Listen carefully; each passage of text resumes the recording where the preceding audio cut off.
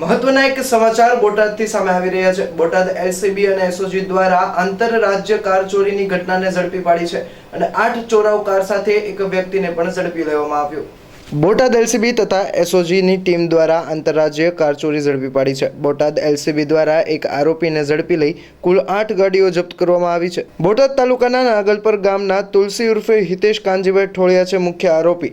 Botad એલસીબીએ Fortuner, Creta, Brezza સહિત કુલ 1,21,40,000નો મુદ્દામાલ કબજે કર્યો છે।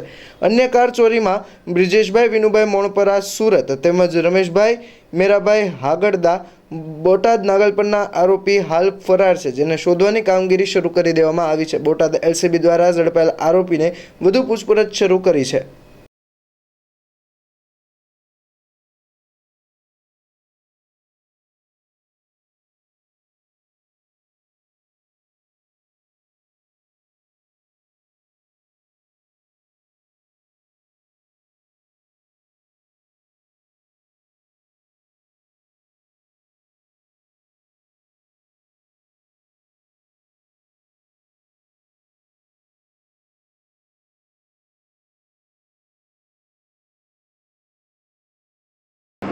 નાગલપુરનો તુલસીભાઈ કાનજીભાઈ ઠોળિયા નામનો વ્યક્તિ છે, એ 4 વ્હીલ મોંઘી ગાડીઓ હોય જેની લેવેચનું કામ કરે છે, શંકાસ્પદ છે। એ આધારે એને ડિટેન કરી અને પૂછપરછ કરતા એણે અલગ અલગ જગ્યાઓ પરથી જે ચોરીની મોંઘી ગાડીઓ હોય એ મેળવી અને બીજાને વેચી દેવાય એ પ્રકારની મોઆચરી અને વાહનો ભેગા કરેલા। એ પૈકી પોલીસે તપાસ દરમિયાન કુલ 8 ગાડીઓ, જેમાં એક કિયા, એક ક્રેટા, 3 ફોર્ચ્યુનર અને સુઝુકી કંપનીની એક એસ-ક્રોસ છે, એક બ્રેઝા, એક બલેનો, એ રીતે કુલ અત્યાર સુધીમાં 1 કરોડ અને 21 લાખનો મુદ્દામાલ કબજે કરવામાં આવ્યો છે।